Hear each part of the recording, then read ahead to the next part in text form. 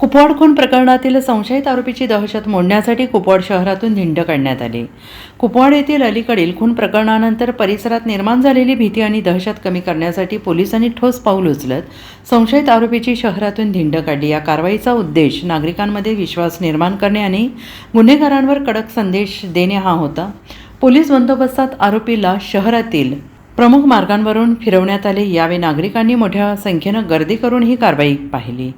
कायद्यापेक्षा कोणी मोठाने हा संदेश देत पोलिसांनी गुन्हेगारीवर आळा घालण्याचा निर्धार व्यक्त केला। या घटनेनंतर कुपवाड परिसरात काही प्रमाणात तणावाचं वातावरण नसलं तरी पोलिसांनी परिस्थिती नियंत्रणात असल्याचं सांगितलं आहे। पुढील तपास सुरू असून या प्रकरणातील इतर आरोपींचा शोध घेतला जातो आहे। पोलीस प्रशासनाने नागरिकांना अफवांवर विश्वास न ठेवता सहकार्य करण्याचे आवाहन केले आहे। Bureau report SBN Marathi Kupwad.